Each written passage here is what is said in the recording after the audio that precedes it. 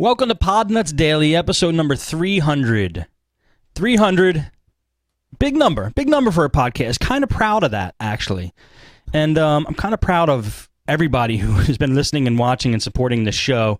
This show it's actually about you guys. I made a quick announcement through some recommendations that I should, which were very good, that we should have people leave voicemails and call in and leave emails about, since this is kind of a milestone show, about what they kind of got out of Podnutz Daily in the since it started. What you've gleaned from listening, what has helped you in your business, and anything else you just wanted to say.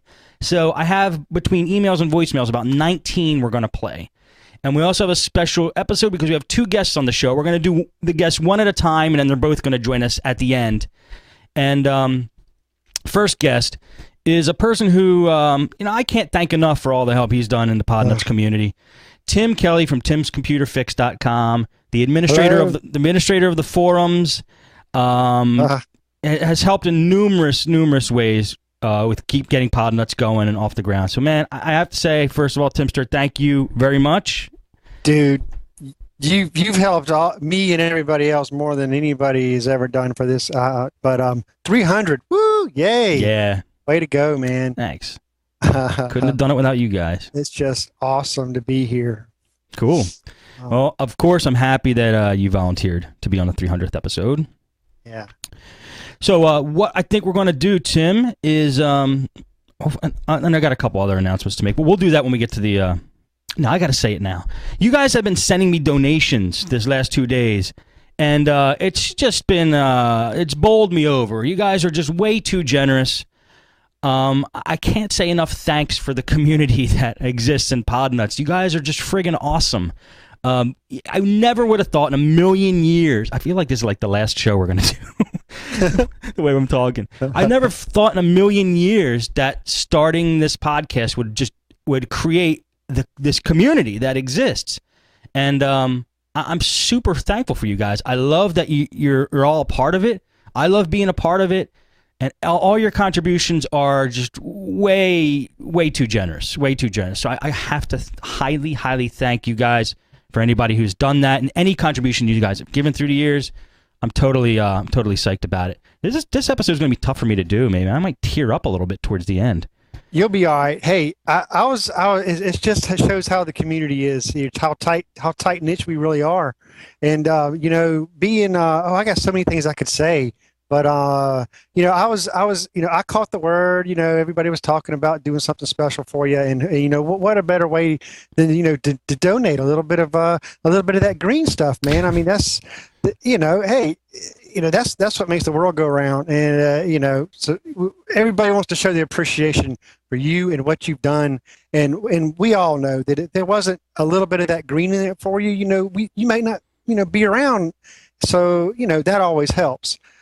And to reminisce a little bit about Podnutz, I remember back, wow, it's got to be, I don't even know, when was it? 2.5, 3 years ago, when you first started Podnutz, and I found Podnutz, and like your first episode of Podnutz Daily, I remember what that was, and I think it was a sort of a late night show that you were on by yourself in front of a camera, with a blank wall behind you. You didn't have no green screen. And it was just you talking about your day in your computer shop.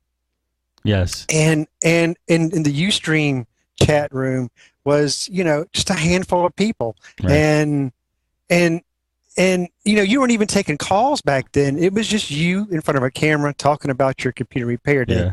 Yes. And then as it kind of grew or blossomed a little bit, you had more listeners, then you started taking calls. And I just couldn't, there was something about it. I just couldn't wait to get home. Knowing that so awesome. Podnutz Daily was, I'm not the only one that feel this way too, because I've been talking with other members about it. I mean, that were around back in those days. You just couldn't wait to come home because Podnutz Daily's coming on. Oh, you just couldn't miss it for nothing. I mean, I would shut my door, tell my wife I'm busy, I don't want to eat dinner. Podnutz Daily's coming on. And there's just something about that just drew me and everybody else to it. And then the fact that you were taking calls and involving everybody was really great. So thank you, Steve, No for problem, sharing man. your days. Some days you looked really chipper. Some days you looked strung out. That You would, is the way some the days you computer would be business late. goes. Some days you would be late because the idea was to get home from work and start your podcast. So really appreciate the efforts that you and the leaps that you made for us guys who want to catch your show. So thank you. Dude, no problem, man. Thank you, Tim. That was awesome. It reminded me too back in the days.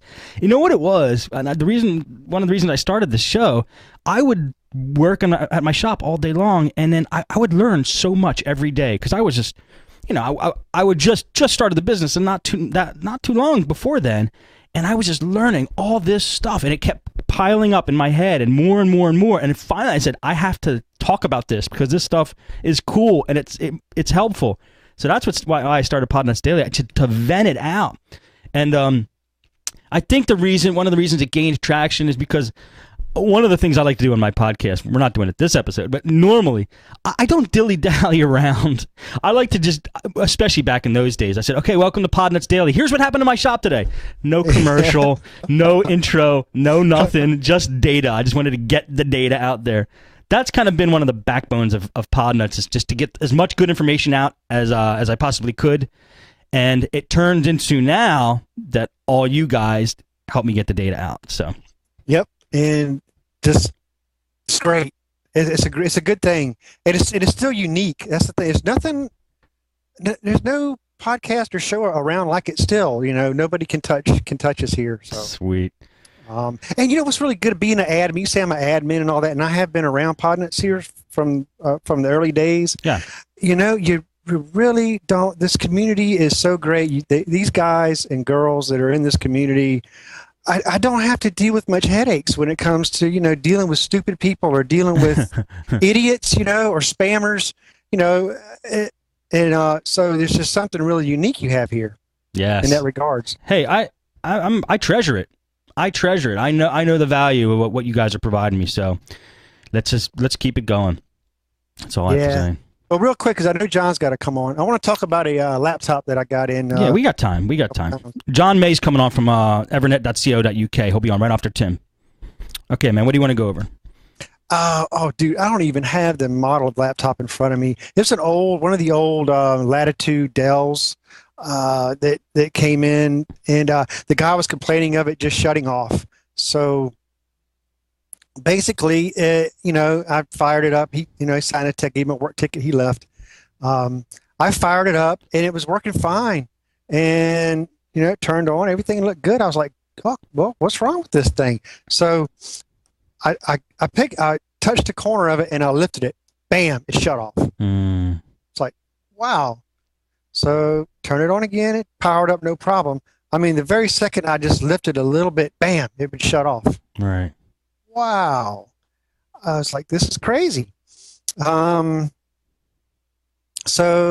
I really don't know what was going on with it. So obviously, you got to start taking things apart to find out what's going on. Right. Well, it didn't take me very long to find this out, that there's these, the bay doors that go on the back that cover like your memory and your wireless cards and all that. Sure. This particular model had some kind of a metal ring that had like teeth. I don't know how to explain it, but some of the teeth were kind of bent on the door, right. And one of the teeth were actually rubbing the memory module, and it rubbed the insulation off one of the traces and was actually touching the trace. So obviously, anytime you would move the laptop, man, it would short up. Right. It was just, I've never seen anything like that before of a laptop. So it was pretty interesting. So, easy fix. You file down the teeth or cut the metal off of the door there, and everything was good to go. That's just poor design. I mean, come on. I've had experiences like that before where something metal is touching metal. I'm surprised it didn't fry the memory out. That's what I'm surprised at. Well, me too. I mean, everything appeared to work okay after that. So it was pretty bizarre.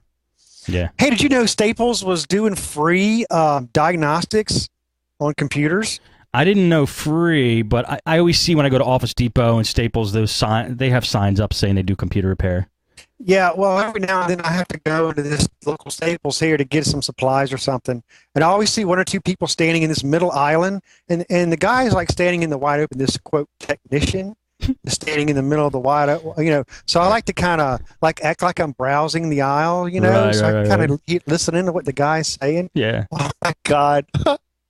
So this one I remember. He says the guy was talking. He was troubleshooting his laptop, I guess, and when I walked by and I kind of stopped and I was looking at something, I could hear him say, the technician was telling this guy, he was saying, well, I think it's the hard drive.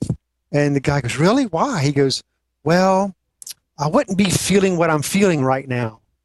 I was like, what? You wouldn't be having this feeling. I wouldn't be feeling what I'm feeling right now. Are you kidding me? You mean a gut feeling, or he had his hand on the computer and was feeling something? No, it was a gut feeling. That's so awesome. It's like he was going with his gut. I wouldn't be feeling what I'm feeling right now. That's the best line I ever heard. My God, are you serious? You cannot be kidding me. I love that. I'm going to use that.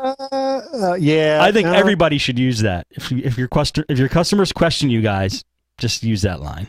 Yeah. And so, did he say anything else after that? Did he, no. I mean, not really. I just had to walk away because I was going to get nauseous. That's a shame, man. It's just awful. So, ha on that. And actually, what was I going to say? Real quick, Best Buy Geek Squad. I had a guy call me that said that he couldn't get his printer to work on his Windows 7 machine. Said it worked. It was a brand new machine. Said it worked for a while. Then all of a sudden, it was an HP all-in-one printer. Wouldn't work, so we took it back to the Geek Squad with the printer. With the printer now, get this, with the printer, he took it back. He bought this laptop from Best Buy. Right. So the Geek Squad's in there, and they keep his laptop for 2 weeks, and they charge him because it wasn't a faulty laptop. I guess I don't know why they charged. They just charged him money, but they couldn't find what the problem was. Right. And so, see, how did that go? Yeah. So. What they did, they didn't find what the problem was. They charged him for the service, but since they couldn't find out what the problem was, they just gave him a whole brand new laptop. What? Brand new laptop, fresh out of the box. Yep, because they couldn't figure it out why it wasn't printing. So basically 2 weeks later, this is when I get a call from the guy. Guess what? Same thing. His printer doesn't work again. Did they take his old laptop away? Yeah. We replaced it with one of the same exact make and model. Right. Of course, it worked again for 2 weeks and it stopped. It's like, well, okay. He told me the story and I was like, this is crazy. So Windows right, Update? Well, was it Windows Update? No, Okay. wasn't Windows Update. Basically, I just got the make and model of his computer over the phone, and then he told me the make and model of the printer. I said, okay. I says, well, let me do a little research. I'll call you back. Go on HP's website. Look up the make and model of the printer, look under the drivers. I see the drivers. Oh, guess what? There's a patch at the very bottom. There's a patch for Windows 7 computers that lose printability. And I called him back and told him to install that, and he did, and it worked. Oh, man. A freaking patch, man. Geek Squad. Seriously? Well, I mean, it's not a surprise they couldn't figure it out, but how many consumers would know to even check for that? You know what I mean? Yeah, I mean, yeah, you go, you get the drivers, or sometimes there's software where it automatically gets the drivers. But yeah, I mean, come on. I mean, the Geek Squad couldn't find that. I mean, I guess they're that stupid. I mean, I don't know.